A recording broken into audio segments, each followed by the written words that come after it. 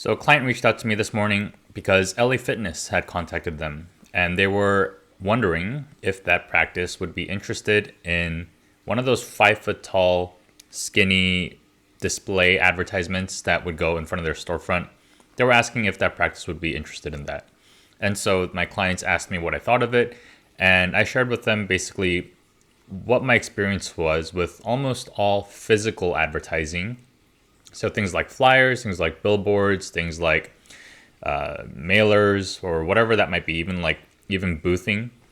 I shared my experience of what those are because the way physical advertising works compared to digital advertising is a bit different. And there's a reason why I'm not moving over to physical advertising and I'm staying with digital marketing or digital advertising, excuse me, is the main reason is that physical advertising relies on numbers. It doesn't really know who it's being shown to.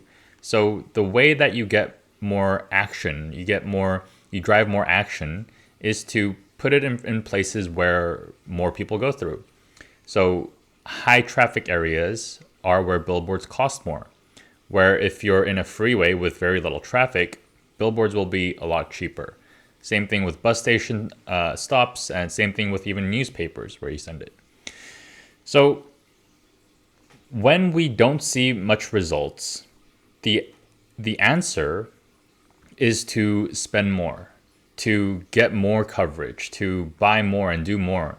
But what we're essentially doing is we're scaling up something that isn't paying off. So the numbers don't really work out.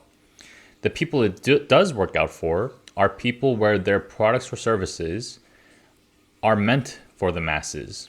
So things like the Super Mario movie, where it's meant for almost every family who has children, or things like McDonald's, where almost everyone has the capacity or desire to get fast food once in a while. Those things, it has the potential to pay off for, but when we're talking about very niche things, it tends to get a bit trickier. You might have seen some ads for things like dental implants for $399. How that math works out, we're all very skeptical. Something must be going on behind the scenes, but the way it works for them is they're able to lower the barrier of entry so far that suddenly something that has seemed inaccessible to everyone becomes suddenly wildly accessible. But we're not going to get into how that works, and I'm assuming that that isn't your case, that you're offering a service that is relatively not needed by everyone at this moment. All right, so with that in mind, physical advertising is typically, the numbers aren't going to work out.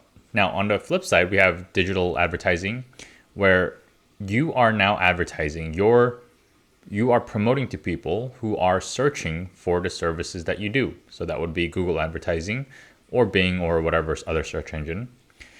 Alternatively, if you leverage platforms like Meta, while we aren't necessarily looking at what they searched, we can see what they've been interested in. So Meta is the umbrella company for Facebook, for Instagram, for WhatsApp.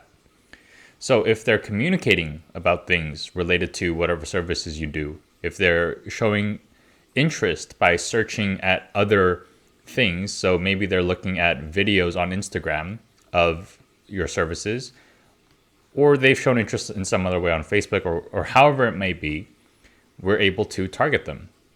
And so it's really black and white, where physical advertising, we don't know what the people we're advertising to really care about. Whereas in digital advertising, we can get a much better idea of what these people are looking for and what they care about. And so as a result, when we put our money into digital advertising, there's typically a much higher ROI. And when I've ran physical flyers, physical like mailers, the expected or the ROI difference or the effectiveness difference was about 500 times, where we would have had to spend 500 times the amount of money we spent on flyers in order to get the same results that we would with digital advertising.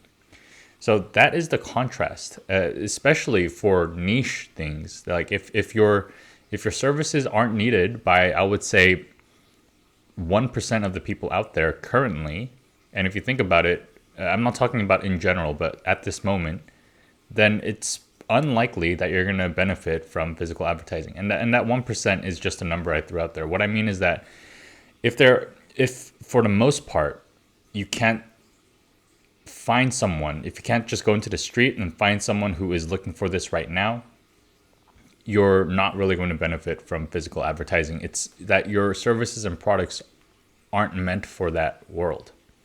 All right. So that's my 2 cents. That's what I've seen based on my experience. If you're considering whether to go into the world of physical advertising, I would ask, have you really saturated? Have you done enough with digital advertising before you go into that physical advertising world? Because the dynamics really change a lot. And what I've seen so far is that the dynamics in digital advertising is much better suited for dentistry and healthcare than physical advertising. All right, so with that said, hope you enjoyed this video. See you guys in the next one.